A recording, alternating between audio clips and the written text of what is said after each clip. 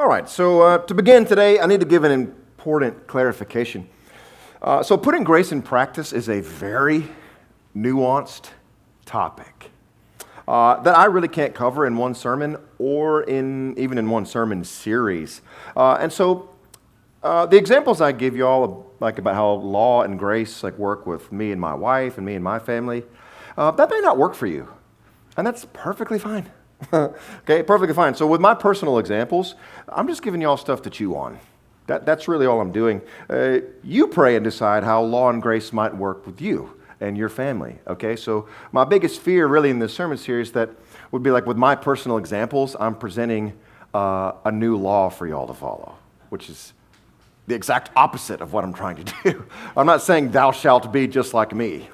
Okay, it's not what I'm saying. Just giving y'all stuff to chew on. Okay, so you guys got to pray and decide what you need to do for your family, and that's perfectly fine. Whom the Son sets free is free, baby. Y'all are free. So you decide what works for y'all. Okay, so now with that said, I am more than happy to meet with you if you want to, and we can discuss how grace might play out practically for you and your family. All right, just give me a shout. That's what I'm here for. I'd love to do that. Okay, well, you just buy my lunch one day, and we'll go over how grace might work practically for y'all. All right. Okay. Now, and also, life groups are a fantastic place to talk together as a small group about all these things. I think my life group was awesome this past week. I think we really got down to some nitty gritty, cool, practical stuff with grace this week. So, life groups is an awesome place where you can maybe work some things out too. So, if you'd like to learn more about our life groups, you can go to glc.today/groups, glc.today/groups. Check out our group options there, and then you can try a couple of life groups out and see which one maybe fits you the best. But I'm telling you, that's a great place to just talk about all this stuff together, and a really safe place. Okay, so now I've gotten a lot of questions over the last couple of weeks, but I would say the most common question I've gotten is this: how do I show grace to those who have hurt me? How do I show grace to those who have hurt me? That's a really fantastic question. Thankfully, Jesus gives us a really fantastic teaching on this. Fantastic. So let's check it out, shall we? If you have a Bible with you today, turn to Luke's Gospel, chapter 17, and we'll look at verses 3 through 16. Luke 17, 3 through 16. If you don't have a Bible today, that's okay. The verses are on the screen behind me. Luke 17. 3 through 16. Let's look at Jesus' just truly remarkable teaching on this. How do I show grace to those who have hurt me? Verse 3. Jesus says, "So watch yourselves. If your brother or sister sins against you, rebuke them. And if they repent, forgive them. Even if they sin against you 7 times in a day, and 7 times come back to you saying, 'I repent,' you must forgive them." The apostles said to the Lord, "Increase our faith." He replied, "If you have faith as small as a mustard seed, you can say to this mulberry tree, 'Be uprooted and planted in the sea,' and it will obey you. Suppose one of you has a servant plowing or looking after the sheep. Will he say to the servant when he comes in from the field, 'Come along now and sit down to eat'? Won't he rather say, 'Prepare my supper, get yourself ready, and wait on me while I eat and drink? After that, you may eat and drink'? Will he thank the servant because he did what he was told to do? So you also, when you have done everything you were told to do, should say, 'We are unworthy servants. We have only done our duty.'" Now, on his way to Jerusalem, Jesus traveled along the border between Samaria and Galilee. As he was going into a village, 10 men who had leprosy met him. They stood at a distance and called out in a loud voice, "Jesus, Master, have pity on us." When he saw them, he said, "Go. Show yourselves to the priests." And as they went, they were cleansed. One of them, when he saw he was healed, came back, praising God in a loud voice. He threw himself at Jesus' feet and thanked him. And he was a Samaritan. This is God's word. All right, so Jesus' teaching on forgiveness here is so startling and so radical. How do his disciples respond? They're like, increase our faith. Right, so you see what they're saying? They're saying, you haven't given us enough faith for this. This is pretty hard here. In fact, we think it's beyond us. This is outside of our ability to forgive like this. You haven't given us enough faith. And Jesus responds by saying, oh, yes, I have. Yes, I have. You have everything you need. Let's see how. Point number 1 in your outline. Why forgive it all? Like, why even bother? Why even do this? Other than, of course, Jesus told you to. Other than that, why should we do it? Yeah, right. It's like, that's a pretty good reason, really. Jesus told you to. But there's another really cool reason. So let's not run by this short first sentence too fast. Jesus says, watch yourselves. Did you catch that? Watch yourselves. Then he goes on to talk about forgiveness when someone wrongs you. Okay, now this is very interesting. So when someone wrongs you or hurts you in some way, automatically what we do is virtually instantly we start focusing on the wrongdoer. Okay? We put all of our focus on them, what they did to us, how they hurt us. But look what Jesus says. He says, when someone does something wrong to you, that's when you need to be looking especially closely at yourself. When someone wrongs you, someone hurts you, watch yourself. Well, that's weird. Why is he doing that? He doesn't say watch out for them. He says watch out for you. Well, the reason behind this warning is that, friend, it is ridiculously easy to be blind to an unforgiving spirit inside you. Super, super easy to be blind to it. So Hebrews 12:15 says this. The author says, see to it that no root of bitterness springs up in you and causes trouble. See that? Unforgiveness is a root that causes trouble, way under the surface in your heart. This is very important to understand. See, there are some people here right now who have already said today, even right at my introduction, you've already said, oh, yeah, forgiveness, that's a great topic. I'm glad you're preaching on that here today. That's a very important subject, but, it's not really my issue here today. So I'll listen along, and maybe I could apply some of this to my friends or my kids or something, but I'm good. I'm good. Yeah, people have wronged me, but, I've gotten over it. It's not a problem for me. And Jesus says to you here today, watch it. Watch yourself very carefully here. Unless you are thorough with your forgiveness, it's going to cause trouble for you. Over time, that root will grow and grow in your heart and end up twisting and controlling you, and you don't even know what's happening.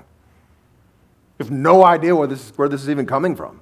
But it's coming from that, what began as a little root of unforgiveness and bitterness that has now grown and grown and branched off, and now it's twisting and controlling your life.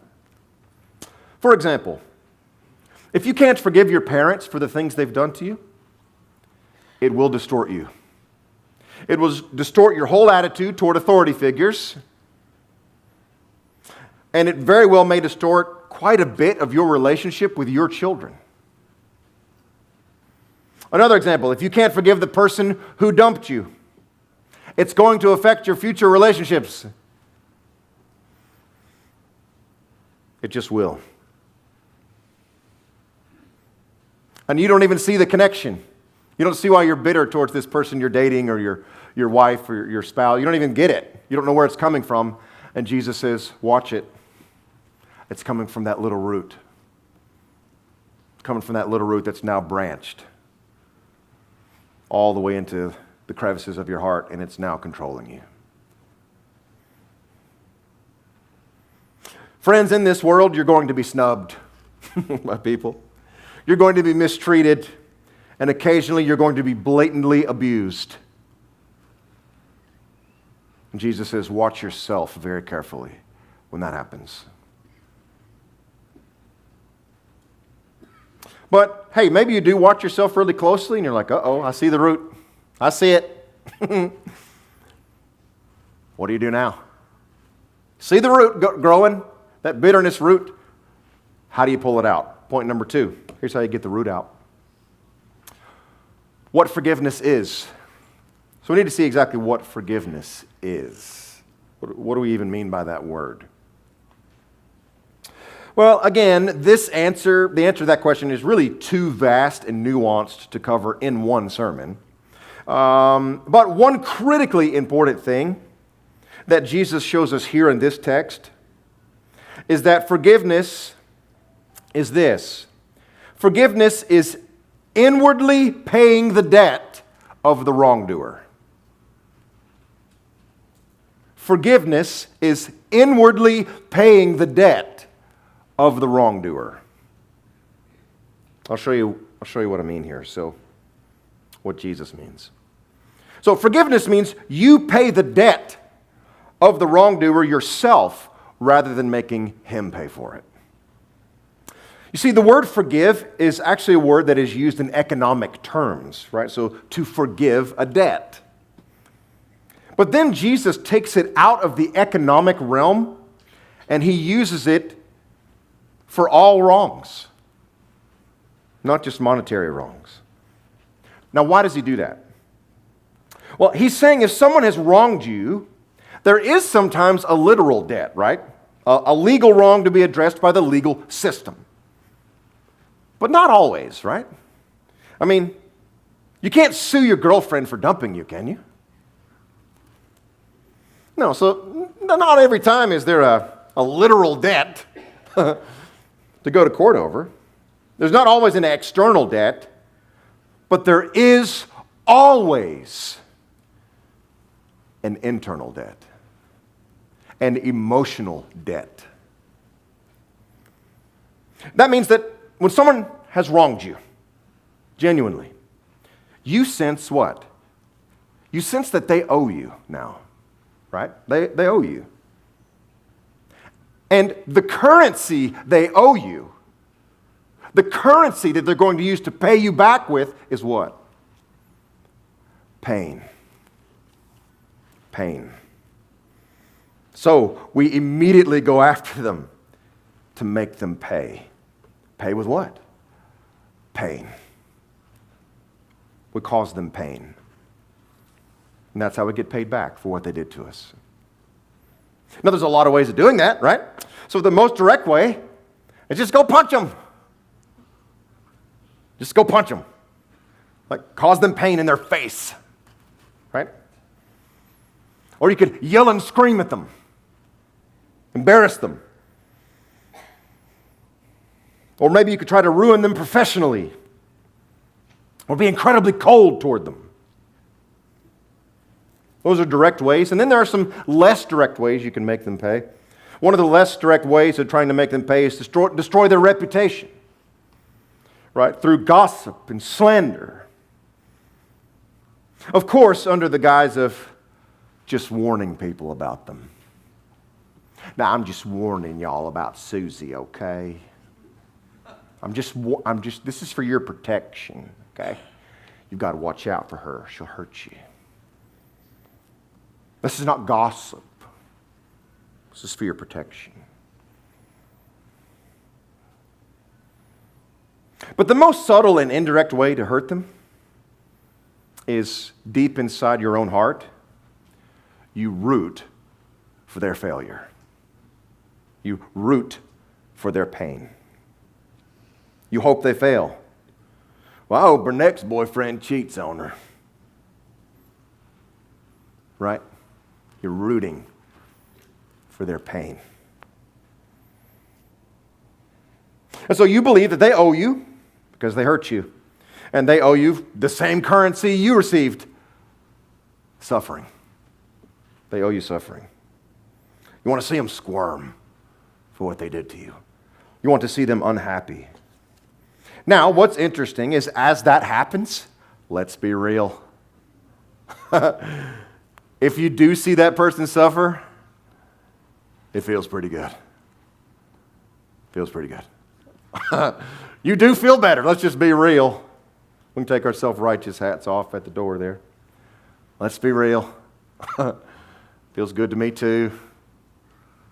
I'm like, aha! Got what's coming to you, scoundrel. It feels good. But why? Why does it feel good? When you see someone who's hurt you, when you see them suffer, why does it feel good? It's because you sense the debt being paid. See that? That's what you're sensing. That's what's feeling good. Is the pain currency is coming back in your bank account. And you're like, yeah, baby. You see, when someone wrongs you, there is an inward emotional debt of pain created. Always. Always. And so, when an equal or greater amount of pain comes to them, the debt is paid. Or is it? Or is it? Now, you do get a certain sense of relief, for sure. But remember what Jesus said. Watch yourself. Watch yourself now. Don't party too hard over their pain. That right there will control you. That is ironically still part of the root. You get some surface level relief from their suffering, but that root's still there.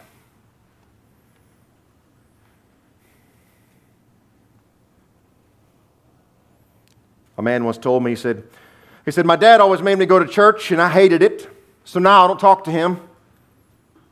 And I don't make my sons go to church. And that's how I overcame what my dad did to me. And I was like, did you though? Did you really overcome what your dad did? Because it actually sounds like he's still haunting you. Still controlling your behavior. Okay, so what's the alternative then to making them pay the pain debt? What's the alternative?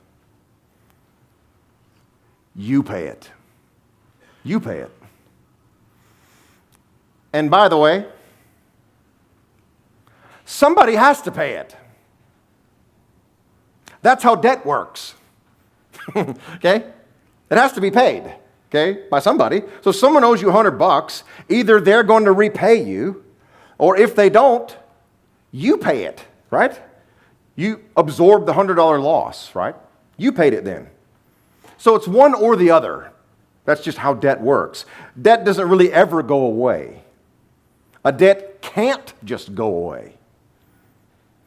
Like even if I file bankruptcy, I still have to pay by having my credit ruined, right? Even with bankruptcy, I still pay.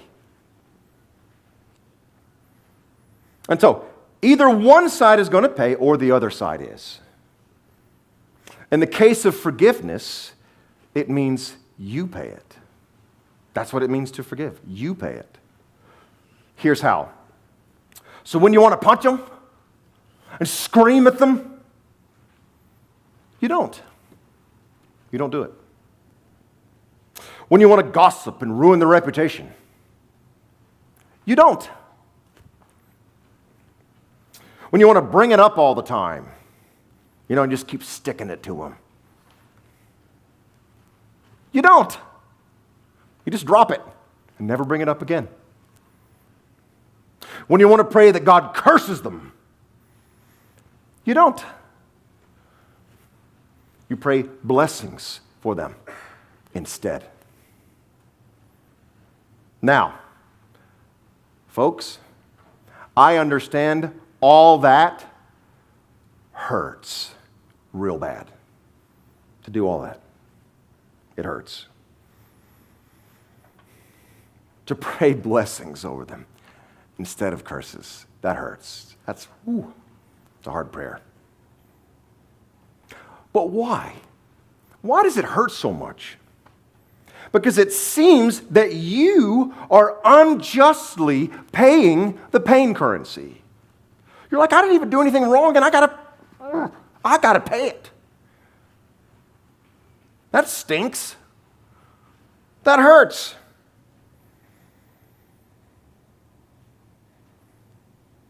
And that right there is grace in practice. Grace in practice hurts. It just hurts. Like nothing I've said in this sermon series so far is just easy peasy lemon squeezy. Just no big, oh yeah, I'll just start doing that. No problem. No, friends, I get it. Grace in practice hurts real bad. It's painful. But let me show you something. Let me show you the power, the wonder of grace. Let me show you. So over time, because you're not bringing it up anymore, you're not putting any more fuel on the fire, here's what you'll find. You'll find that your anger, your pain, your bitterness will start to go down. And eventually, I don't know when, but eventually, you'll be free. You'll be free of it. And that's the funny thing about grace. When you give grace to someone, it not only changes them, it changes you. It's an arrow going in both directions. When you give it out, it's coming back this way. It's amazing. It's amazing. And so the fact of life, friend, is if someone wrongs you, you are going to suffer. There is going to be pain. And there are two ways to respond, to make them pay or you pay. And friend, either way, it's going to hurt. Either way, it hurts. But here's the key. If you pay it, eventually, you'll be free of it. If you make them pay for it, you won't ever be free of it. You won't ever be free of it. It'll control you in so many ways you don't even realize. And so Jesus says, if a person sins against you 7 times in a day, forgive them all 7 times. And you and I are shocked by this. We're like, I thought it was 3 strikes and you're out, Jesus. You're saying all 7 times in one day? Jesus' disciples are equally as shocked as you and me. The disciples look at Jesus and basically say, we can't do that. And they're actually blaming him for it, right? They say, increase our faith! Exclamation mark. Y'all see that exclamation mark there? In other words, we can't do this. You haven't given us enough faith for this. You haven't given us enough resources. And Jesus says, yes, I have. Yes, I have. Point number 3 in your outline. We'll close with this. Where to get the power. Where to get the power to forgive.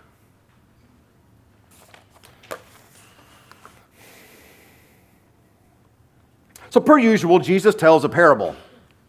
And it is a parable that is a bit hard to understand. So Jesus says, they're like, we can't do this. We don't have enough faith. We don't have the resources. And so Jesus responds with a parable. He says, there's this household owner, and there's his household servant, okay? Owner and a servant. Now, the owner comes to the servant after the servant's worked super hard all day long. And does the owner come and say, hey, buddy, you've worked so hard today? Man, I'll tell you what, you just kick back and you pour yourself a glass of sweet tea. Here's the remote. Anything you want. I'll even make you something to eat. You just kick back and relax. You're such a good servant and you've worked so hard today. Just kick back and eat now. Is that what he says? Nope.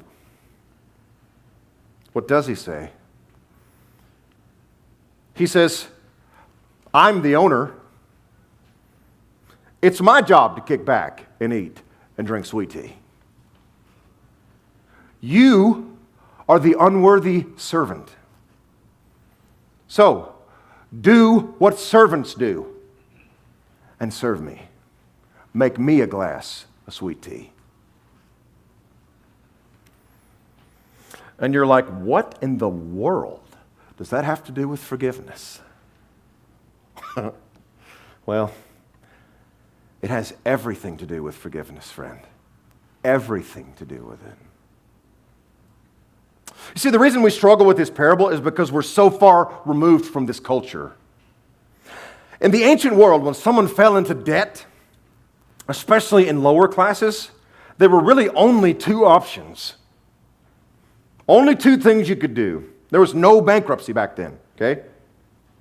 So, you could either go to prison and pay off your debt by doing time, or you could become a servant of the person you owe and pay off your debt that way by serving him. And during your whole time of service for this person, you were serving. Okay? That was your job, 24 hours a day, is to serve this person. You didn't have 8 hours on and 8 hours off. There's no clocking out. Okay? You were a servant until your debt was paid. Now, why would Jesus use this illustration when his disciples say, we can't forgive like this? It's because Jesus is saying, if you could just remember who you are, if you could just remember who you are, you could forgive. Fellas, you're not owners. You're unworthy servants. And so if you hate the people who have wronged you, if you want to make them pay, then you're forgetting who you are. You're forgetting that you too are a servant who owes a debt to your owner. You're no better or worse than they are. You're in debt to your owner too. And now you're like, okay, like that helps a little bit, I guess, to see us all as debtors. But man, forgiveness is still crazy hard. This person really hurt me. Where am I going to get the power to do this? Well, the answer is only when you see how you got your debt paid off.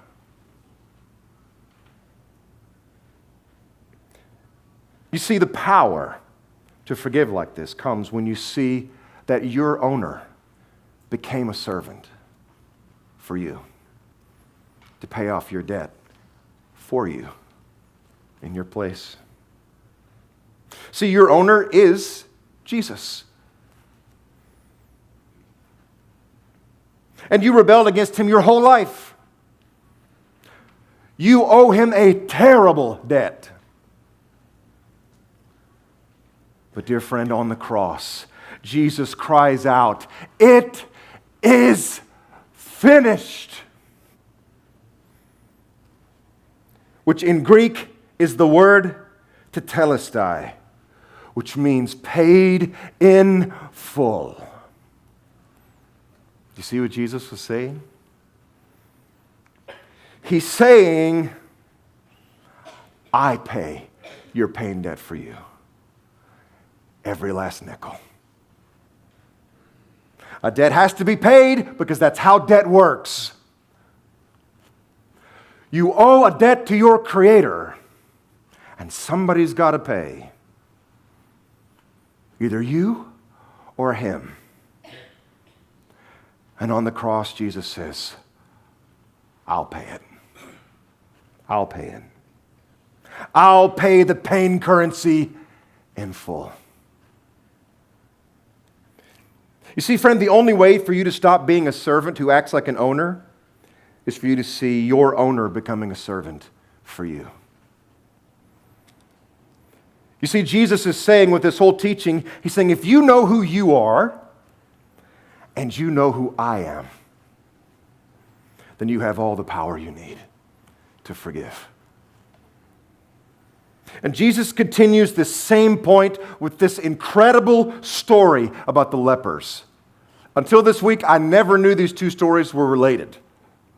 I thought he was going to flipping the page to something else. No. It's still the exact same teaching. Check this out. There's these 10 lepers, right? In the very next story. The lepers are not just physically ill, but they're declared to be ceremonially unclean, which means they are not allowed to come into the temple, the Jerusalem temple, to worship, right? So, they not only needed to be healed, they needed to be cleansed spiritually. And that's why Jesus says, go to the priest, go to the temple. And when they see that you're healed, they'll let you back into the worshiping community. That's why he says that. But one of the lepers had a big problem. His problem was he was a Samaritan. He wasn't a Jew. You see, Samaritans had a totally different religion. Samaritans had their own temple in Gerizim. And that was a great controversy back then between Jews and Samaritans. You know, where was the real temple? Who were the real priests? And Professor Joel Green says something truly amazing about this.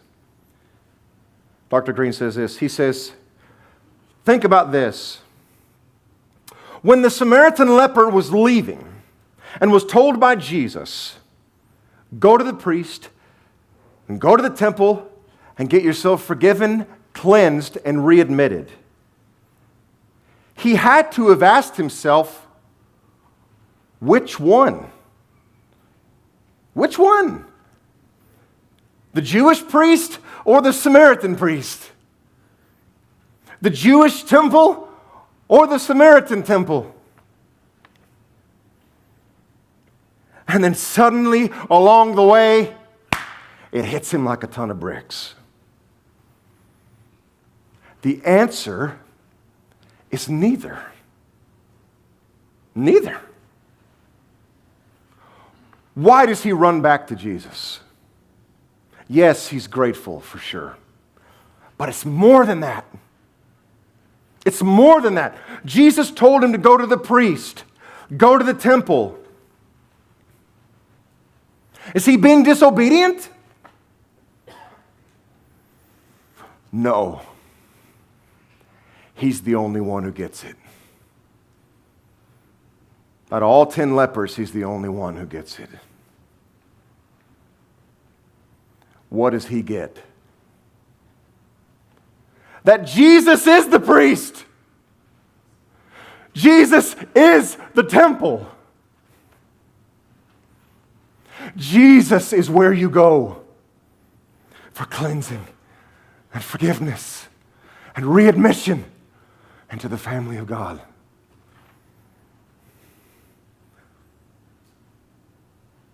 That's why Jesus says, if you just have a mustard seed of understanding of what I did for you in the gospel, That's all you need. I am all you need to forgive those who hurt you. He's saying to his disciples, brothers, of course I've given you the power to do this. I've given you me. All of me. And so today, dear friend, if you're struggling with anger and bitterness and unforgiveness towards someone who hurt you, I understand. Go to Jesus. Go to Him. There is no three-step process. There is no hoops to jump through. There's no self-help book I'm going to give you. Go to Jesus and hear Him say to you, you are cleansed. You are forgiven of your unforgiveness.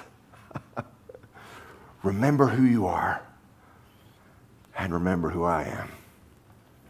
I am with you always, and I am all you need.